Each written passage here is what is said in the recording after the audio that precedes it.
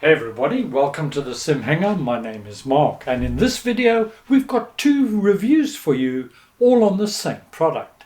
The first review is going to be a short one for those of you suffering with a short attention span, and if it's piqued your interest, well, a longer review will follow thereafter where you can get all the details and see it put into action in the fly-by-wire and Fenix A320. And what are we talking about? Well, you've probably gathered by now, we're talking about this baby here. So let's get into it immediately after this video sponsor's message. Racer A3 Uniform Montgomery clearance clear to the Palomar Airport. Port after departure, flight 280. Expect radar vec. When you're ready to take the next step towards realism with tactile feedback, and you're looking for the most realistic navigational device, either as part of a cockpit build or standalone, then look to Flight Sim Builder, who have a range of very competitively priced products. Their quality built units are replicas of the real thing, and I can personally attest to them. And why? Well, I use them myself. Want to know more? Visit Flight Sim Builder direct or check out my review videos, link in the notes below. Hey captains, if you're looking for an FCU for your main instrument panel, well, WinWing may have just knocked the ball out of the park with an offering that's of good quality, half the price of the competition, and requires no configuration. Swap on the fly from the default to the Fenix to the fly-by-wire A320, no problem at all. This unit and its price, it's an absolute win for WinWing. The product arrives in a well-packed and manageable size box with everything you need to get up and going. The price currently is £103 in the UK, available from WinWing UK. That's an early bird price, and that price will increase to £134, making it half the price of its competition. The Mini FCU from Mini Cockpit can be panel mounted if desired, but it does come with its own stand. These can be fitted behind or on either end of the product and simply screw in.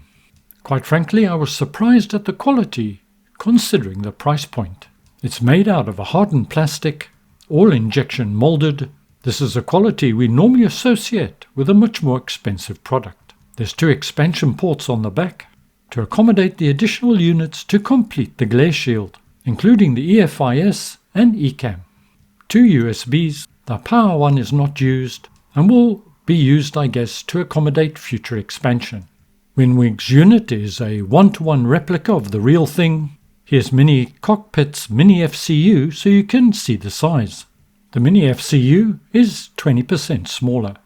Both units have a nice tactile feedback, the Mini FCU being more tactile. WinWing's offering has a very nice feel to it as well. The only negative I can raise is that once it's fitted to the stand, it remains front heavy and prone to tilting forward. During the unboxing you would have seen the stickers. They're placed underneath the feet here if you're mounting it on your desktop or rig to prevent it tipping forward. I said earlier on it auto configures, and this happens via the Sim App Pro software. Double click the icon and it reveals another menu. Here you can do a test, configure things if you want to, but I didn't need to, as well as update firmware, something that was required in my case. So make sure you check that. Back to the test now, and this is a great place where you can make sure everything is working. Not only the buttons and dials, but all the lights as well. You can make sure they turn on and off as needed. It's all pre-configured for you. As you test the rotary dials and the buttons, along the left-hand side you'll get a readout of the button presses, and what I'll demonstrate later is just how quick and responsive this unit is, and this will give you an indication here. I would go so far as to say, on my system, absolute no latency at all. Pretty much instantaneous. The one option you do have is this button here, the expedite button. You can select here its function.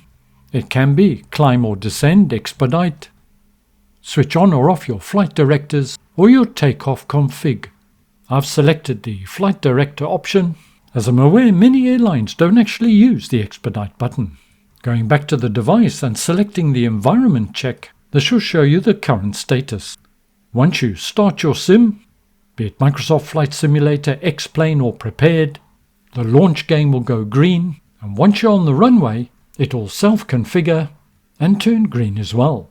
For our first test, we're in the fly-by-wire A320, gloomy rainy day in Edinburgh, and we're on the runway just to give it a quick test. We'll get up in the air just now in the Fenix A320, but in the fly-by-wire I wanted to show you just how responsive it is. As you can see, you can adjust the intensity of the LED lights as well as the LED display itself. That's a really nice feature. Let's now adjust our speed, and the rate of change is directly proportional to how fast you turn it or otherwise. I'm now just running through, pressing various buttons and rotating various dials just to see what sort of response we get. And as you can see, it's pretty impressive. What I do like about this unit is the push and pull of the various dials for manual or managed mode. The LED lights of the unit are probably not exactly the same as you'd find in a real Airbus. They are probably just a little bit too orange, but I'm not sure because I'm no expert. But that in no way detracts from the pure pleasure and enjoyment of using this unit.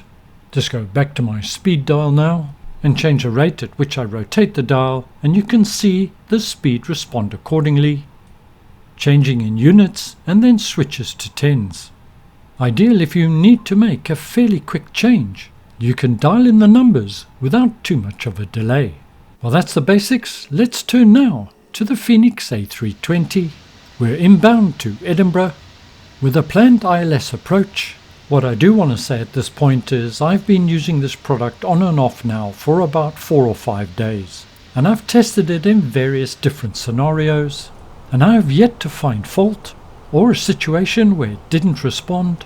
I probably have about 8 or 9 hours with this unit, no lockups, which is a credit to WinWing. Just a quick apology for my external photography. I've left the lights a little bit too high. I should have turned them down. It gives the impression that they're brighter than they actually are. But nonetheless, you can see the function and the numbers, and for this review, that's really the important thing. We're currently descending to a platform altitude of 3,000 feet, and we have a planned ILS approach into runway 24 at Edinburgh. If you fly the tube liners on a fairly regular basis, then a unit such as this really increases the immersion. I also find it helps keep you focused, and very helpful especially when you're busy on an approach or something. You don't have to manipulate the mouse. That button or dial is right in front of you. Looks like the cloud is starting to thicken up a little bit here as we come into Edinburgh, and according to the METAR, well, there's a risk of showers and some storm clouds on the way in. As previously mentioned, WinWing do have a number of other units planned, and once everything's done, well, you'll have a complete glare shield on a 1:1 scale representing an A320, and if price points remain as per the FCU unit, well, it's going to make for a very competitive and compelling offer from WinWing.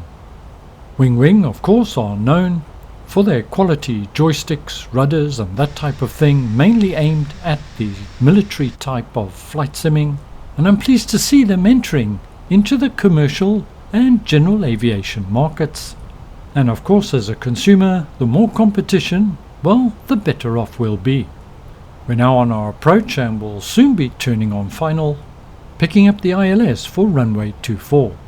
Now starting to bring back my speed, as we'll soon be looping around over the bay for the turn on to final. So I think now would be a good time to arm the approach. Cabin crew, prepare for landing. This flight today was a short hop from Inverness to Edinburgh, and the FCU unit has performed very well indeed, no problems at all. Out of interest, I've also tried it in the default A320 and it works absolutely fine. I haven't tried it in the A310 yet, but I intend to do so.